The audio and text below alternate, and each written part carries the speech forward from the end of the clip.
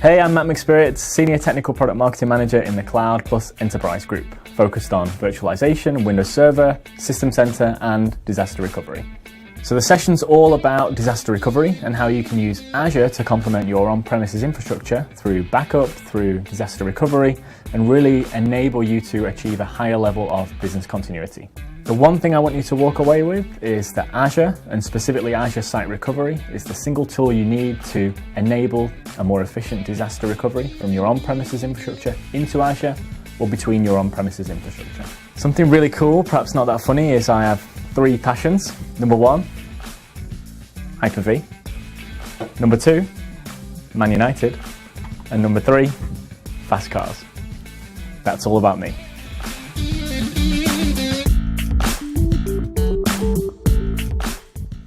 And we're back to the next session, covering some disaster recovery stuff here on Level Up Azure, Azure IaaS for IT Pros Week. I'm Rick Claus, your host, and I'll be joined momentarily by Matt McSpirit, talking about some really cool stuff coming up in this session.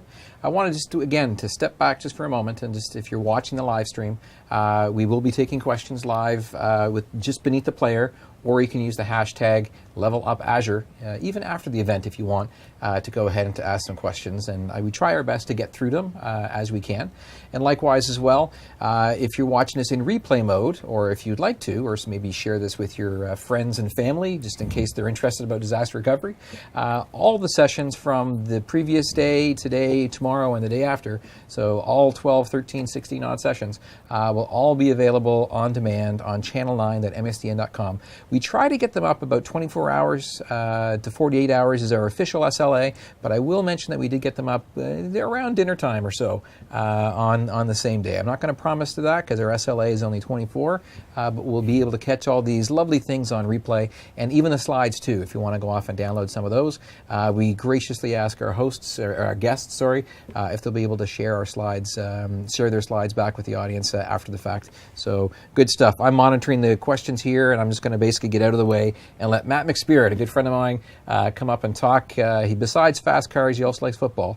The traditional football, the round one, not the US-shaped the football, egg-shaped, the egg-shaped one. Yep. But he's I also here. like that as well. He's here to talk about a little bit about disaster recovery, a little bit about migration, and some other very, very cool topics. So Matt, just go ahead, man, kick it off. Thanks, Rick. Thank you. Good morning, good evening, good afternoon, wherever you may be. In this session, we're going to take a look at some of the DR, some of the improvement capabilities we've brought in Windows Server, within System Center, and specifically in Microsoft Azure, and how Azure itself helps you to provide a more complete, better solution for your disaster recovery and business continuity. But before we drill into a little bit about Azure Site Recovery as one of the key components, I want to make sure that we're aware of just what some of the challenges that you're facing within your infrastructures around achieving business continuity, a higher level of business continuity. And what is it all about? Well, ultimately, we want to help you keep your applications and your workloads online as much as possible. If you lose a physical server in your infrastructure, what happens? What happens to the workloads maybe running on top in virtual machines? How can we provide solutions to keep those up and running as efficiently and as up as possible? Then what if you lose a whole site? Have you got a scenario where you've lost an infrastructure and you need to restore from backup? Again, we've got solutions that can help you there. And then finally, if you lost a site and you need a quick restoration on another location that you may own, again, solutions within business continuity can help. But before we talk about those solutions specifically, let's take a look at some of those challenges, or as I also term them, roadblocks, which prevent you from achieving those higher levels of business continuity. So when we think about some of these, we're thinking about complexity of protecting your data and your applications. If you've got apps that span multiple virtual machines or physical machines, they're often more complex, multi-tiered, and they need to be handled a little bit differently in terms of recovery. If you need to recover a multi-tiered SharePoint infrastructure, you can't just bring all VMs online rapidly as quickly as you possibly can, because we know that with SharePoint, database workloads need to start first, application tiers, web front ends, and so on. And that's reflective of a lot of different multi-tiered applications. But then we think about the amount of data. The sheer amount of data within the infrastructure is growing. How do we ensure that our tools are efficient and streamlined enough to ensure we can protect that growing data as efficiently and as automatically as possible? And then we think, okay, that data, That's great for short-term to disk if we're thinking of a traditional backup sense, but what about long-term retention? What if I need to keep some of this data for archival purposes for years? Maybe it's for compliancy. Well, I need a solution that's going to help me do that. And within business continuity and the Microsoft solutions, as we'll see, we can help you achieve that. But then we think, okay, one way of achieving long-term retention is with tapes. Tape, traditional, tape changers can be fairly streamlined if they're the more expensive variety, but if you're thinking about your tape environment, have you ever had a tape problem? Have you ever had where somebody's forgot to change the tape and your backup has just been overwriting the previous backup time and time again? That's happened in a lot of infrastructures, and can we move away from that? Can we move away from that time and cost-intensive media management?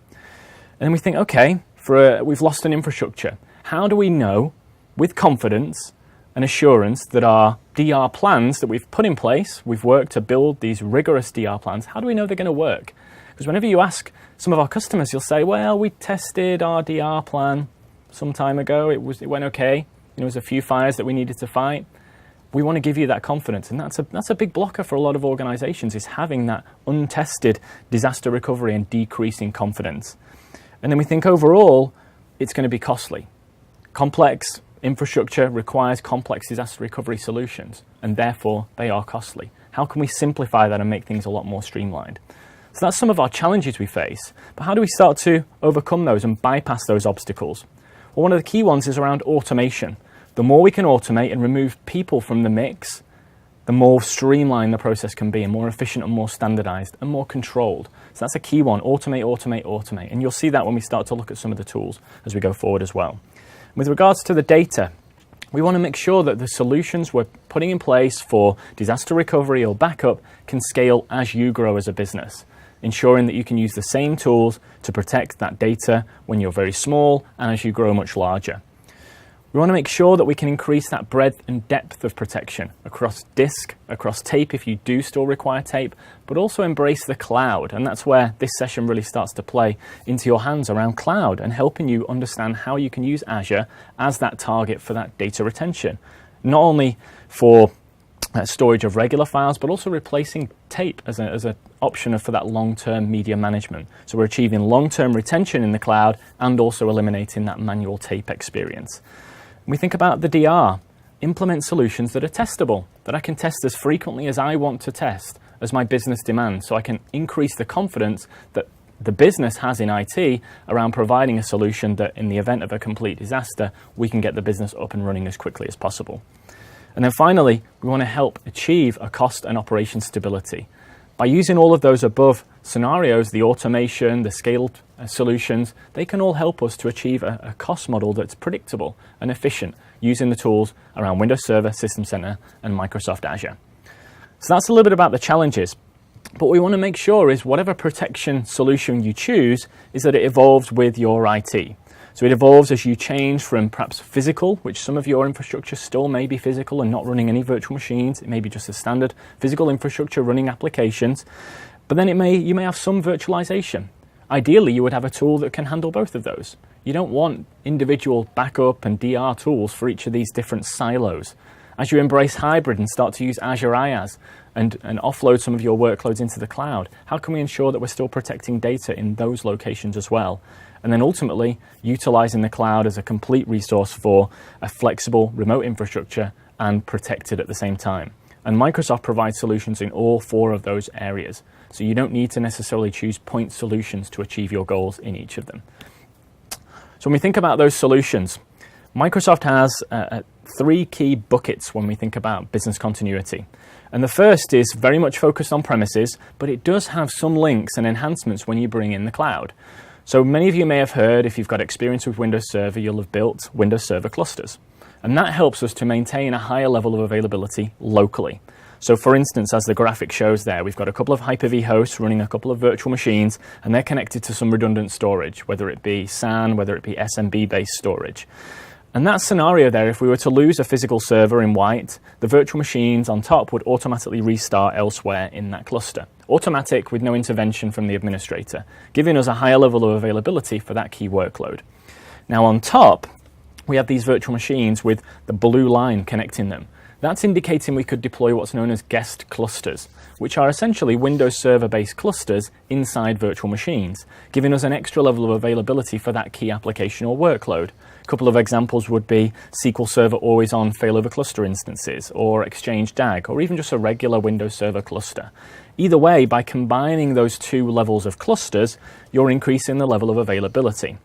But I mentioned before, Azure can enhance this clustered configuration. How? I mean, there's no links to Azure that are jumping out there. Well, the key thing is a new capability we've brought to market to coincide with the next release of Windows Server, which is currently in technical preview, and it's a feature known as Cloud Witness. Now, anybody who's built clusters in the past will know that you always want to maintain an odd number of votes to maintain quorum. Now, if you think about a scenario where you've got a stretched cluster across two sites, you need to make sure that those two sites, which one is up, which one is down in the event of a disaster. We want to achieve quorum. So typically you would have a third site, a third location that would act as the quorum or witness for the two other sites. Now, that could be expensive to stand up an additional site for your stretched cluster. Well, with Cloud Witness, you can use Azure Blob Storage, which you learned about in the last session, as your Cloud Witness, enhancing the clustering capabilities on premises through Azure. So it's definitely worth checking out and that's in the next release, the technical preview of Windows Server. So definitely worth checking that one out. So that's your maintain availability. Your cluster is giving your workloads a higher level of availability versus what they had in the physical world. But what if we were to lose the data? How can we restore it? And that's where backup comes in. And if I advance here, you'll see we've got a number of solutions within this backup space that can help. For smaller environments, Windows Server backup. For more scalable workload-specific environments where you're looking to protect virtualized infrastructure, physical servers, and also applications and workloads like SQL, SharePoint, Exchange, AD, and so on, that's where Data Protection Manager within System Center really helps.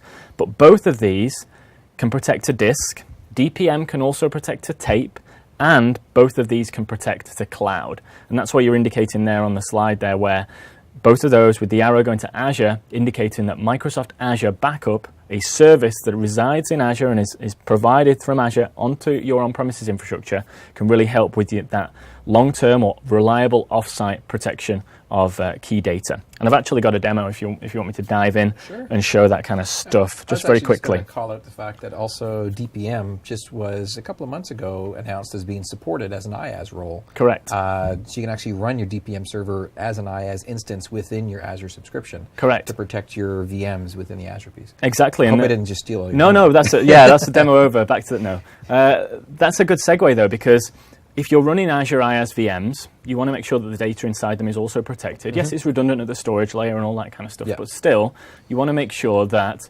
the VMs itself and the data is being protected. So you run a DPM virtual machine with virtual disks attached, and that can be used to back up your data within the Azure IaaS VMs. Now, there's some great blog posts on there about how you do that, what you need to be aware of. It needs to be in the same cloud service, VM networks, those kind of things, architecturally. But you can also take advantage not only of running DPM as a VM in Azure, but also take advantage of the Microsoft Azure Backup Service there as well, because they're separate. The Azure Backup Service is a service within Azure. You create a backup vault, you establish a service, you connect it to your DPM server, and that way, just because your DPM server is an Azure IaaS VM, you can still connect the Azure Backup Service to it. So if you wanted short-term retention in the DPM Azure IaaS VM, you do that. And if you want longer-term retention, you connect it to the Azure Backup Service. So you're taking advantage essentially there of two Azure IaaS services. So that was a really long answer to a quite a short question that you didn't actually ask, but there you go. So what we've got on the screen here to give you a bit of a look at the on-premises DPM is I'm in the DPM console if you've not seen it. I'm protecting a few things here, some SQL servers, some files, some folders, and I've got this protection group here, and a protection group is how you define a particular policy that you'd like to protect. Maybe it's a group of virtual machines, maybe it's a set of SQL servers, maybe it's some file data, whatever it may be. In this case, I'm protecting some very important documents, as indicated. Only important documents would be in a folder like that, and these are just for a simple demonstration to show you the power of it. And this protection group I established initially, and I'm going to modify this protection group to show you some of the enhancements we've made in DPM specifically. So you'll see I'm protecting very important documents. I don't need to change anything here.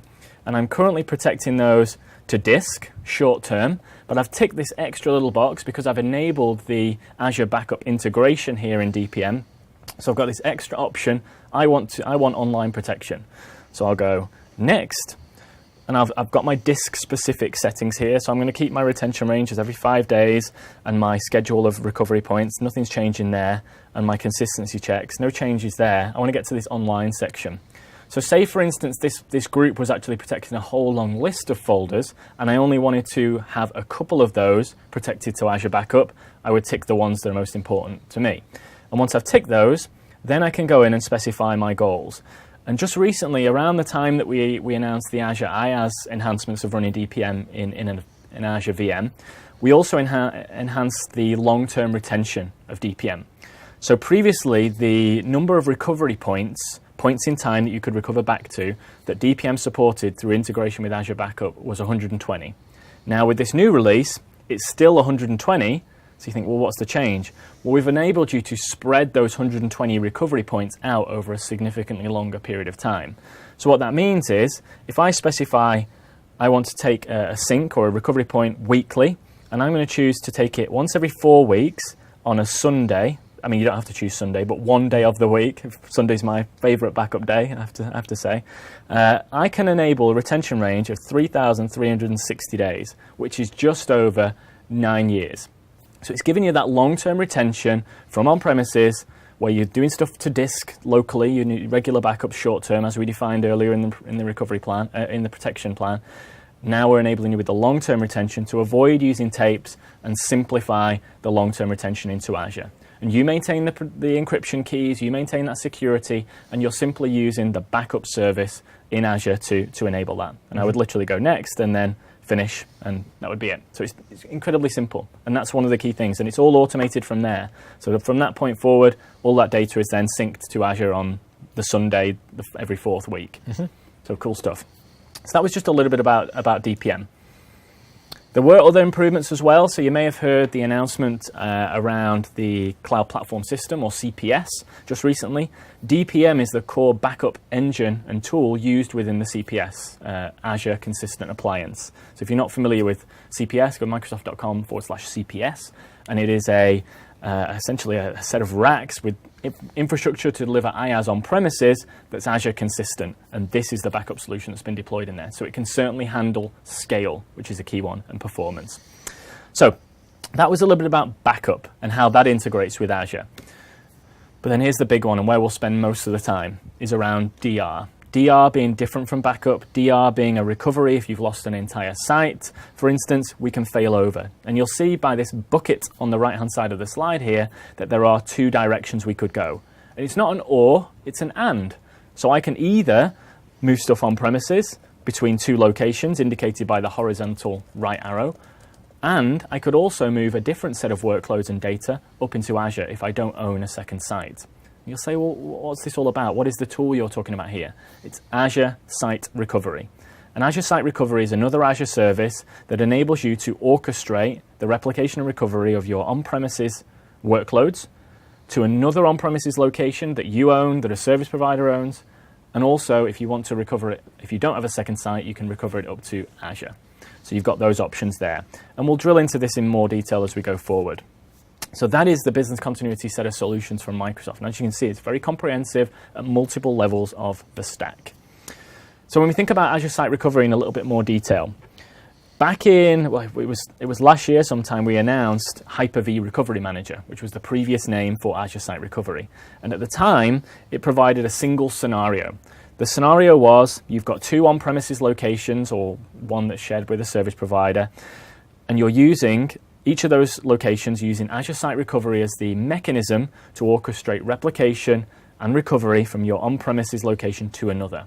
And that used Hyper-V Replica as that replication channel here between those sites. And Hyper-V Replica being built into Hyper-V as a mechanism to replicate the virtual hard disk of the virtual machines from one location to another. And what that gave you by using the Azure Site Recovery service, as we'll see through demo fairly shortly, is it gave you a way to simplify the setup and configuration of what would be a relatively complex task. If you've got a large environment, you simply set up Azure Site Recovery, integrate it with your System Center servers on each site, so your virtual machine managers that we'll see shortly, and from there build recovery plans that orchestrate the failover in a controlled manner from one site to another. So you'll see there, it automates a lot of the key tasks around that process. So once you hit that recovery plan, let's go, it's all automated from there, meaning you can fail over efficiently and easily. It will monitor the health of your infrastructure, let you know if anything's gone wrong or anything's happened with your on-premises infrastructure that you can then trigger the failover. The recovery plans I'll touch on, I'll show in more detail. And it maximizes the existing investment you had in Hyper-V and System Center. No additional infrastructure required, and you'll see how easy it is to get going very shortly. And because these recovery plans are essentially based on groups, you can handle tiered applications easily, ensuring that your database backend starts first before your app, before your web server, and so on. So very, very straightforward. Now, just recently, we announced an additional capability to allow you to use your SAN investments for replication recovery. So instead of using Hyper-V Replica as the engine of replication between your two locations, if you've got an investment in a SAN on either site that supports replication, then you can utilize that. That's still in preview, but we'll see a brief view of it in the portal shortly. But it enables you to replicate and recover using your SAN as that mechanism, and that means we then support asynchronous and synchronous replication, depending on your storage array. So something to bear in mind. Now, that's all about Hyper-V on-prem to on-prem. What if you're running VMware? Well, back in July timeframe, approximately this year, 2014, we announced the acquisition of a company called InMarge, and their technology, specifically InMarge Scout. And that technology enables us to provide a similar level of capability for what we've just described with Hyper-V, but for VMware environments. So now as a license benefit from subscribing to Azure Site Recovery, for VMware environments, you can download those InMarge Scout bits today. So they're not integrated today with the Azure Site Recovery UI, as we'll see. But you can utilize the InMarge Scout technology to replicate and recover between VMware or physical on the primary site into a VMware on the secondary site. So it doesn't do VMware to Hyper-V, it does VMware or physical to VMware. So if you're a VMware customer, you've got that investment, you can utilize Azure Site Recovery, specifically the InMarge Scout tools and technologies to enable a replication orchestration, similar kind of things that we talked about before, the recovery plans, testing, all of that cool stuff. But both of those scenarios are all about on-premises to on-premises locations. What if you don't have a second site? You know, or you're not planning to build a second site because last time I checked, it could be quite expensive. So that's where Azure comes in. Azure specifically, with Azure Site Recovery and a new capability we made generally available a couple of months back in October time, enables you to use Azure as the target for DR. So instead of you having a second site, Azure becomes your second site. So essentially what you're setting up now is primary replicating into Azure. And it replicates your virtual disks, your Hyper-V virtual machines into Microsoft Azure and enables you to, in the event of a disaster, or even if you just want to test, you can fail over into Azure and run your workloads there like an Azure IaaS VM, like a regular Azure IaaS VM that I'm sure you've learned about. Those workloads are replicated into Azure Storage, so they'll utilize the same kind of storage as what you've been talking about in the previous session as well. So this time everything's going to Azure, but that's from Hyper-V on-prem to Azure. And we'll go through some of the subtle differences as we get into the demo.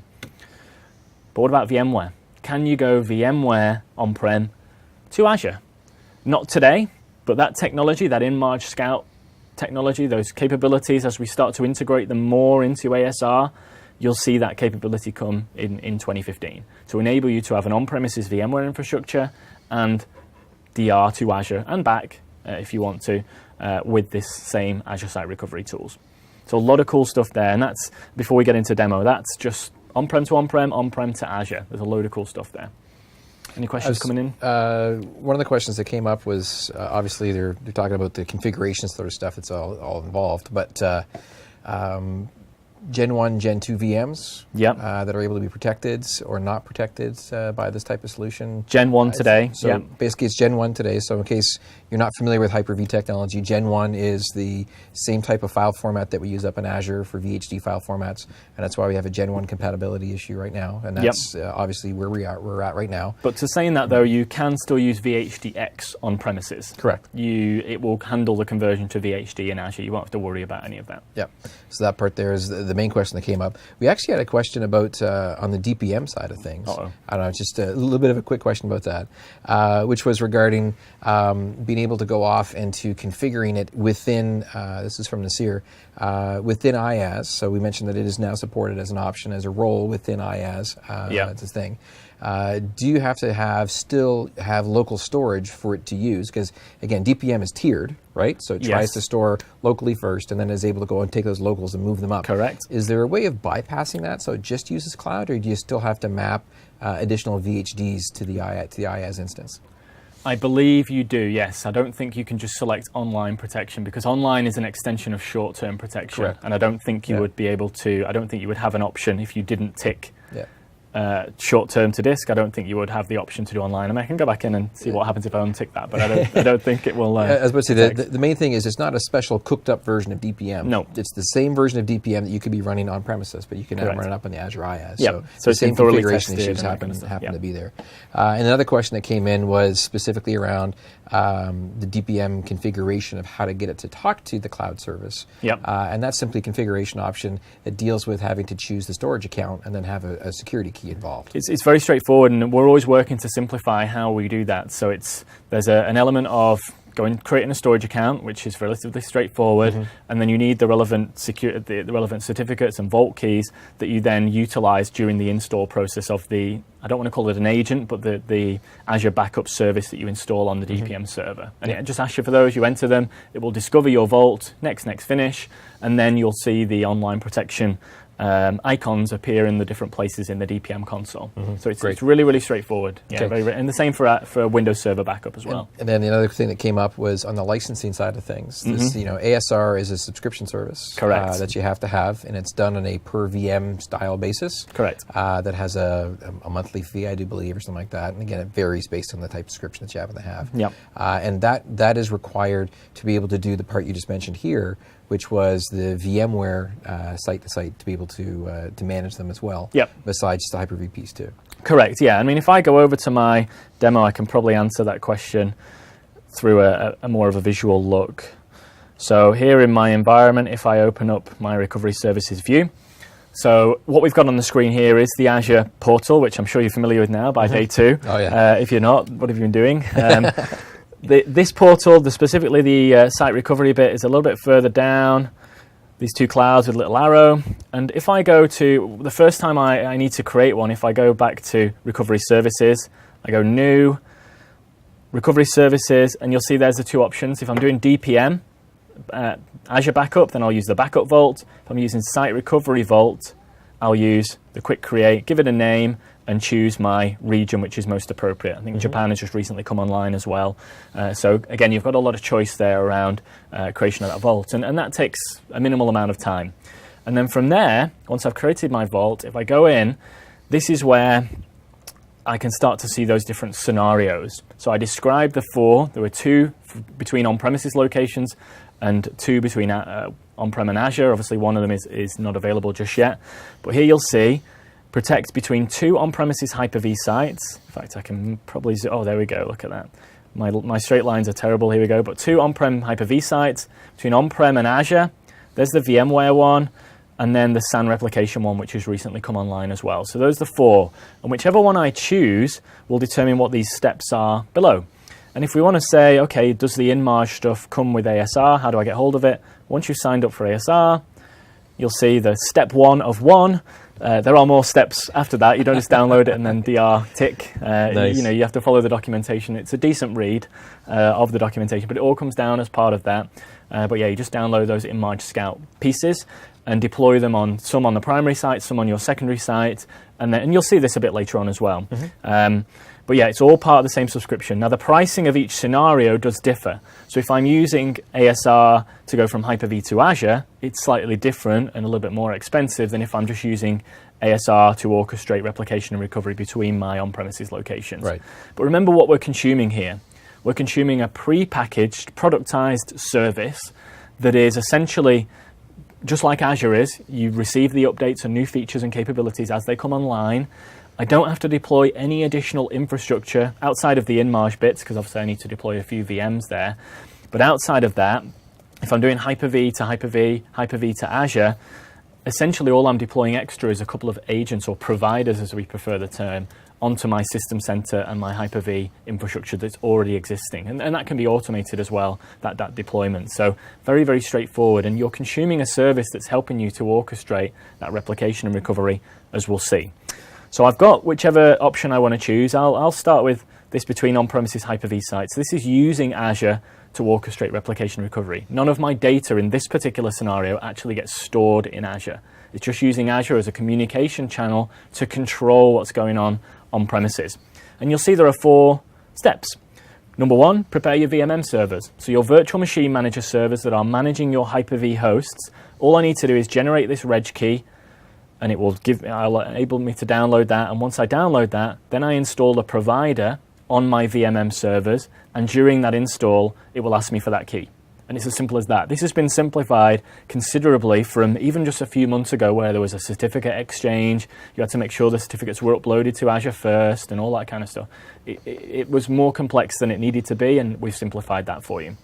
Then you configure cloud protection.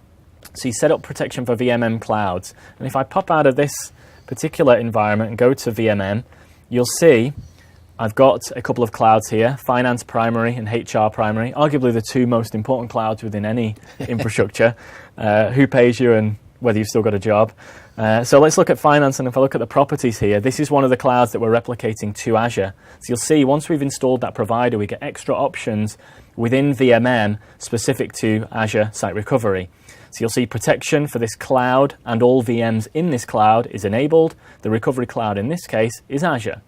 If I look at the other one, HR Primary, and look at the properties there, this one enabled HR Secondary, so I've created a cloud on my other site that stuff is getting replicated into and will be failed over into in the event of a disaster. And my recovery server that's managing that side of the infrastructure on the secondary site is VMM02 in this case.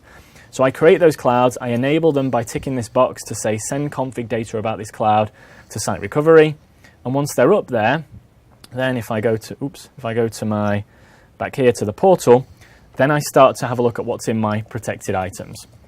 So you'll see in protected items here, we've got a couple of clouds. There's the Finance Primary we saw earlier, the HR Primary we just looked at as well.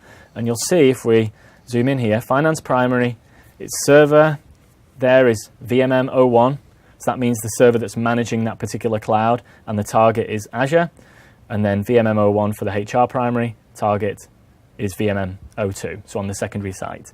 This HR Secondary, Azure Site Recovery, has got a view of all of these different scenarios from a single console. So you'll see here, HR Secondary, no target at this point because it is the target of HR Primary. So just something to bear in mind there, you wouldn't see that. So that's our view here. Just going back to the quick start, just to show you how it differs to set up a replication and recovery into Azure. So we saw there were how many steps before? 4 steps if I'm doing between 2 on-premises locations. If I'm doing to Azure, it's just 1 extra step. So if I scroll down here, prepare VMM servers, same thing, key, download the provider. Then you've got this prepare resources step. So we need a storage account, we need the Azure Recovery Services agent installing on the Hyper-V hosts themselves that VMM is managing. So that's important. So it's an extra agent or service to deploy. Configure the protections the same, map networks, protect virtual machines, we'll see those shortly. So whichever one you've chosen, when you get to this stage in protected items, you will see your clouds listed, the ones that you've enabled in VMM. So if I click into Finance Primary as an example, you'll see here we've got a number of virtual machines. In this case, there's 6. And what you'll notice here from the target size is Azure Site Recovery will automatically take a look at the VM that you are replicating and recovering and wanting to protect and say, okay, this VM is X number of CPUs, Y amount of memory. We'll configure the VM for Azure based on that. So we'll look at that, and this one equates to a small or a medium or an extra small. So it's automatically thinking about what it looks like on-prem and matching it up with what's in the cloud and the choices you've got from Azure. Because remember, Azure doesn't have as granular the number of choices you can make for a VM settings as you would on premises. But if we look for this particular web front end, you'll see I can change it if I want. I can override it, because on-prem it's 1 CPU and half a gig of RAM. I can make it 8 CPUs and 56 gig of RAM if I want, but this is my subscription, so I'm not going to do that for now. I'll just cancel out of there. And I can change the name of what it's going to be in Azure as well, but most of the stuff is fixed there. So that's an individual VM. They're all ready for failover. Now you'll notice some buttons at the bottom here, add more VMs. So it will just look at VMs that are within that cloud on premises if I haven't already added them and allow me to add them. I can failover and test failover, but that's on a VM by VM basis at this stage. And I can remove that VM as well. Now if we look at the configuration of this particular cloud, remember Finance Primary is on premises into Azure. So my target here is Azure, my subscription, my storage account. We have the option to encrypt data at rest. So encryption of data when it's transmitted to Azure, so when the replication data is being sent from on-prem into Azure, is encrypted. But when it's stored in Azure and not running, you can choose to store that data at rest and encrypt it. So you've got that option there to turn that on or off. Now, copy frequency. Depending on the rate of change within those virtual machines on premises may determine, and how important that workload is, that will determine the copy frequency. And this copy frequency is essentially Hyper-V Replica sending the delta changes from on-premises into Azure Storage, where your virtual disk has been replicated to, on the frequency that you define here. So every 30 seconds, 5 minutes, or 15 minutes. Now it's important to note here that this is a cloud level setting that we're applying here. So all those VMs in the finance cloud, that's what you're going to see. That's what you're going to get, 5 minutes in this case, if that's what I select. So it's important to note that if you have VMs that you need to have copying or replicating on different frequencies, then you need to put them in different clouds based on that. So I'm going to choose 5 minutes. If you want to choose 30 seconds, you want to ensure that your pipe is big enough to Azure. You may consider ExpressRoute for that purpose if you've got a lot of data that's changing and a lot of data that you need to send up to Azure frequently. Now we've got some more options around retaining additional recovery points. And you might think, well, what's that all about? Well, if I leave this as 0, Azure Site Recovery just maintains the latest recovery point. So when the 5 minutes comes around for the next replication, that'll be the latest. And so you'll only ever be able to recover back to the latest. If you choose additional recovery points, then you've got a bit more flexibility. And you can have up to 24 of those when you're replicating to Azure. And if we look at VSS integration as well, I can then enable things like VSS integration on an hourly basis as well, up to 12 of those. So that's some useful integration for certain applications. And at the bottom here, we've got the replication start time. So I might want to just kick off replication in the middle of the working day and off everything goes. Alternatively, I may want to do it outside of business hours and replicate that initial bulk of data up to Azure that way. And that's again where ExpressRoute as a high-speed networking technology could certainly help speed up how quickly I can get my data into Azure, because at this point there's no offline seeding, sending a disk to Azure or whatever it may be. So they're the only ways you would be able to get the data to Azure initially. So that was a look at the protected cloud for finance. And HR, just for completeness, if I look at the configuration here, and remember HR primary is replicating into HR secondary on another one of my premises. You'll see if I look at the configuration here, it's relatively similar, except this time our target is VMM. We see our target cloud. You'll see my replication type. I've got Hyper-V as the one that I've selected, indicated by the gray, but just recently we've brought online, as I said earlier, SAN replication. So the ability for me to replicate using my storage array. If I've got that investment in my storage technologies on either one of my sites, I can replicate and recover between those two. And again, ASR can help me orchestrate a lot of that, as we'll see shortly. Frequency is the same, recovery points is the same. If I scroll down, I do get some more settings that I can be a little bit more granular of for the replication, whether I use certificates or Kerberos, and I can send an offline copy when I'm doing it to another one of my premises. So I've got a little bit more granularity there for the protection across my on-premises locations. But one of the most complex areas, aside from just setting up that protection group, which is incredibly easy, one of the most complex areas in general of setting up DR is networking. But fortunately, Azure Site Recovery makes it incredibly straightforward. So if we go to Resources, we've got this option for networks, and in my source location, I'm going to choose my on-premises location first. and then I'm going to choose my secondary location, which could be another on-prem location, or in this case, let's choose Azure. And you'll see that I get a list of source networks that VMM is aware of on premises, and then my target networks are ones that I would like to map those source networks into. So what's the point of this? Well, if you think about virtual machines that are joined to the finance network on premises, when they fail over into Azure, I'd want them to have the same network experience and expectation when they're running in Azure. So for instance, if they're on a 192.168 whatever subnet on-prem, when they fail over into Azure, it would make sense for me to create a finance network in Azure with that same kind of subnet requirement, that same kind of architecture, so that when those VMs failed over, they could all communicate as expected. But that's something you would do in advance. So whether your Azure networks are an extension of your on-premises infrastructure and you're running a hybrid, or whether you're literally just using Azure DR and therefore your networks would probably map more to what you've got on premises in terms of a direct one-to-one relationship, that's up to you. Either way, I simply come in, I choose a network. In this case, I don't want to unmap. Let me choose one that's not mapped. I click map, I choose my subscription, pay as you go in this case, and then I choose one of my networks I've got available, click OK, and it will map the networks for me. And all that means is when VMs fail over from on-prem to Azure, they will attach to that particular network. So that's an important step. What you saw as well, if we've got networks here, but also server storage.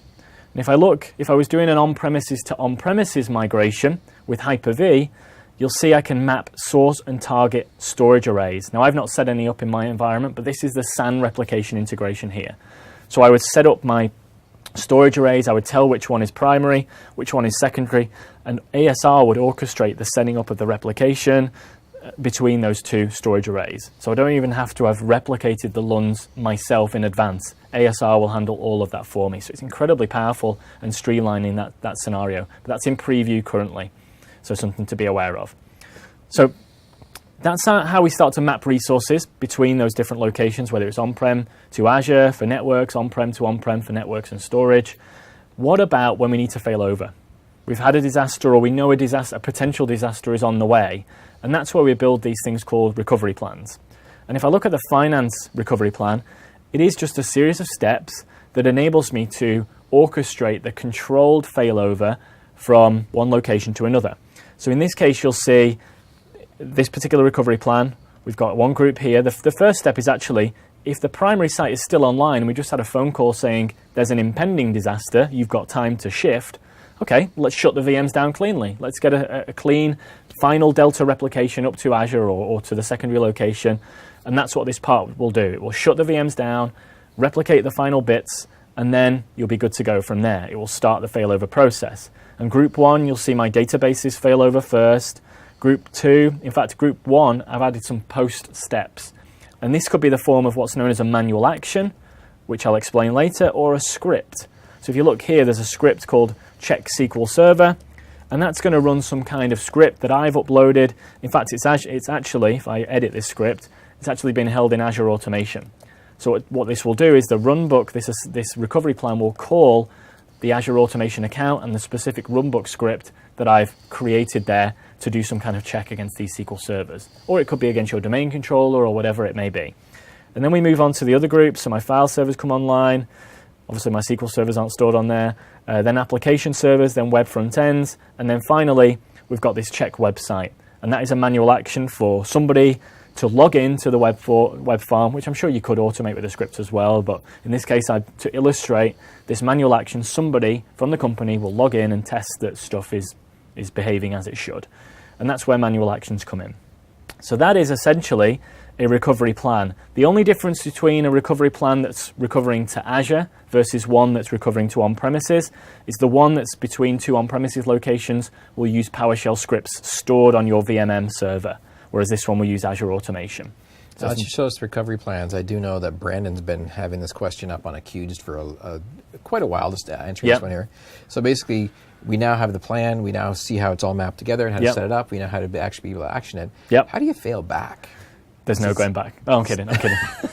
It's like Hotel California. There you go. So no, this is the key thing here, and it's a great question, Brandon, so thank you for that. The test failover and the failover options here. Test, as the name would suggest, enables us to test that failover as much as we like. That does not move your workloads from on-premises. It just creates an isolated environment in Azure where your latest recovery point is used to stand up the VMs in an isolated environment. So your primary is still online, happily running. Your secondary, your test in Azure is now up and running, and you can test and see how it behaves. The whole recovery plan will run there. So that's one. The failover, however, is where you do actually start running stuff production for real in Azure. And I have two options, planned or unplanned. And planned is essentially, okay, stuff's still existing on premises, it's happy, but there is a disaster on the way. Let's fail over and give ourselves time. We've kicked it off, we've failed over. What's important to know about Azure Site Recovery replicating into Azure is until you click either test failover or actual failover, the VMs do not exist. Just the virtual disks exist in the blob storage. So what happens at failover time is we will quickly create a VM, attach the disk, create a VM, attach the disk, and so on and so forth. So essentially the charges you're paying only in terms of IaaS really only incur when you test and when you actually fail over into Azure. In terms of storage charges that you do get as part of your ASR subscription per VM, I think it's a good allowance for the size of the virtual hard disk. But if you have larger hard disks, that would be an extra charge in relation to storage. So to finally answer your question, because I wanted to make sure we had context before we got to that, once we failed over, we can simply run the recovery plan again, and it will change the direction. It would replicate first, so you just enable replication to commit back to on-premises once it's back online, and then you would change direction and recover back to on-prem. So it's the same runbook, same process, same recovery plan, just going back the other way. Okay. And you could modify it if you need to adjust for coming back, but I don't think it should be symmetrical either way. So that's where your recovery plan's in, and that test and that planned and unplanned do give you a significant amount of flexibility. So yeah, very, very powerful. So that was a look about ASR in general, and how you can replicate and recover between Hyper-V sites and also Hyper-V and on-prem and Azure. Array replication I haven't got set up in this demo environment, but it's the same kind of concept. You've got protected items, but instead of having individual VMs within these clouds, you're replicating at the LUN level, because that's what the storage array will replicate at. So you can achieve a higher level of consistency between workloads that are on the same LUN. So for instance, if you had a SharePoint infrastructure, 3 VMs on that same LUN, because you're using synchronous replication now, potentially using SAN replication, you're essentially able to achieve a higher level of consistency upon failover for those key workloads, because they will have been replicated in sync, synchronously, but also in sync with one another. But what about that scenario where I mentioned between two on-premises VMware sites, and it was as easy as just downloading the bits according to the steps? What does that actually look like? Well, once you've downloaded those bits, you get a UI on one of the servers, and I'll talk about which one shortly, called Scout vContinuum. And this is one where it looks very different. So as I said, that integration today isn't there yet. You just download the bits and then you're kind of in the InMarge components at this point in time. But as we go forward, we'll see more integration between those different components. But what you'll see here is I've got an environment here where I'm protecting a set of SharePoint VMs that are running on a VMware site on premises, and they're being replicated and are recoverable to another site on premises as well, another VMware site. And you'll see here I've got the option to manage my plans. I could set up a new protection group, and just to show you how easy it is to set up a new protection group for a different set of VMs, let me show you .1.11. This is where I can't type and talk at the same time, apart from what I'm actually typing, which will give away my password.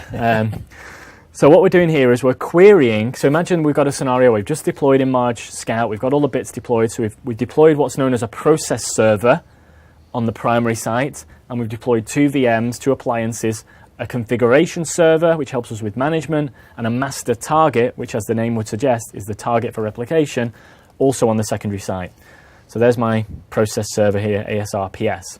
So we'll select a couple of VMs, and this will take a second to refresh because my incredibly slow environment, I don't know what's going on with my vSphere environment, not pointing the finger, but I had storage latencies of over 2,000 milliseconds in that environment, so something's not quite happy.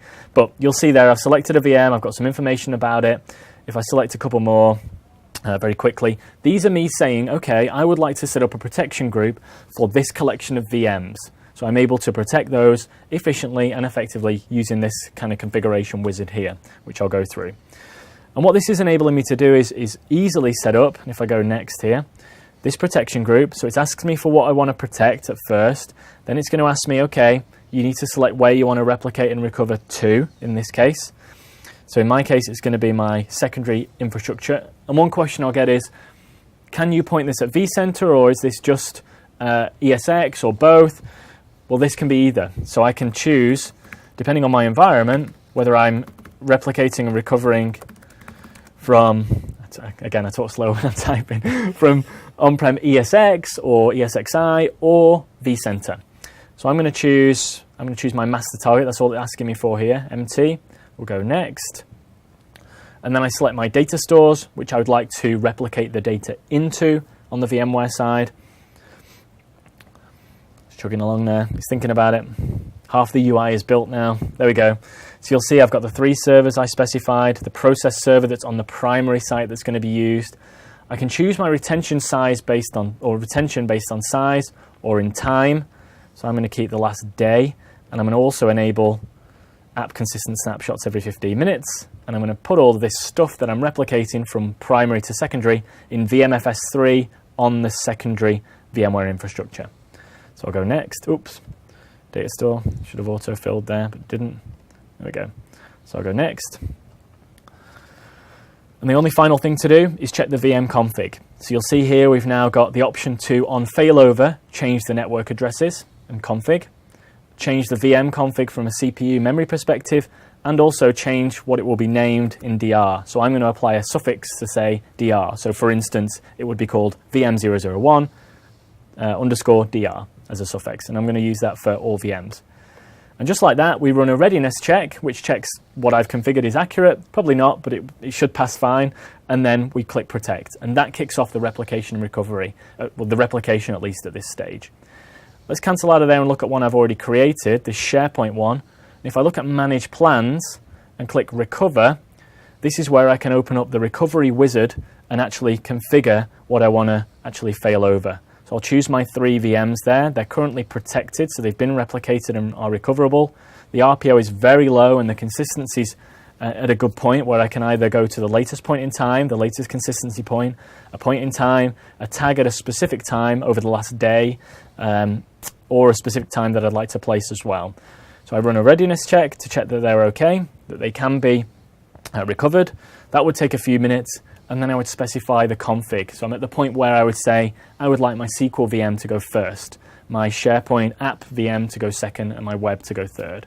So I've got a whole host of flexibility to enable me to fail over those workloads really efficiently. So that was just a little look at the Azure Site Recovery, not only from the Hyper-V side, but also from the InMarge side as well. I'm glad we had time to be able to go through that, man. That's stuff that I've not seen before. There you go. And it's probably the same for a lot of people. Yeah.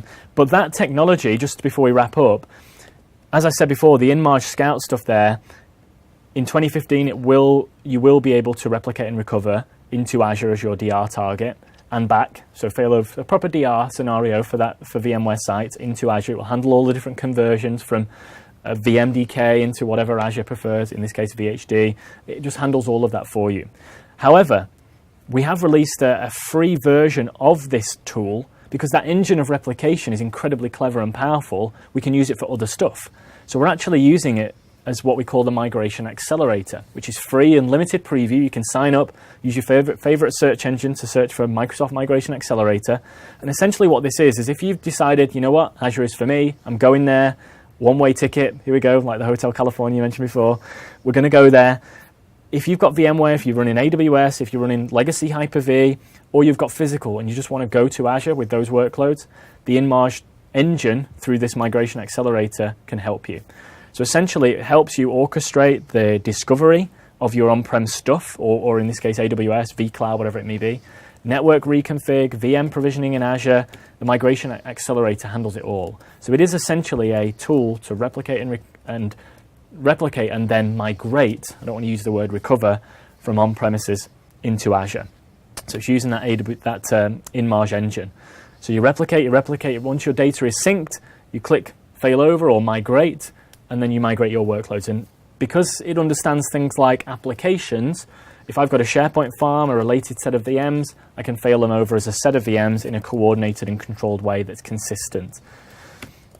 And it's free. Free, limited preview, only in North America at this point, but you can still access it from outside. But I think your Azure services would be North America that you'd be able to use it with. And there's a link on the slide there when you do download the slides. But in terms of architecturally, you put an agent or a mobility service, as we call it, inside the machine you want to migrate or protect, if you were thinking back to the InMarge Scout tool before. That agent is in the OS, so it doesn't care whether it's running physical, virtual, on AWS, on vSphere, it just doesn't matter. So we sync in real time, synchronize that to the process server, which captures on the primary site all of those replication changes, and then there's a sync that happens between that process server on-prem and the stuff that exists in Azure, the config server, which is helping you manage it all, the master target where the disks get attached and the VMs get created, and that's all managed through the Migration Accelerator portal. So all of that stuff is available for you. Try it out, see what you think, and yeah, you can help you migrate your workloads to Azure in a very streamlined and efficient way. Well, I got to say that this was an action-packed session, man. Yes. We're definitely going to be getting a lot of replays on this one. And with that, I got to say, any closing comments or any closing thoughts? Lots of closing thoughts, yeah, my head's spinning. No, the key thing is, when you're thinking about BC and DR, it's more than just the actual site failover. There's solutions for backup that you need to consider. There are solutions on premises for clustering that you may need to consider. All of those different things that you need to be aware of, Microsoft can provide. And ASR, if you are very focused on DR only, ASR is hard to beat. It's pre-packaged, there's a lot of capabilities, more capabilities being added, and it's very heterogeneous. Yes, the integration isn't there completely today with the InMarge Scout tools that you download, but through SAN replication, Hyper-V replica, replication into Azure, between sites, we've got you covered with pretty much all of the environments you would need. So very, very flexible. So I will mention that when the session becomes available on demand the next couple of hours, within 24 hours or so, we'll also try to make sure that we have some of these slides because there's some great resources in these slides available.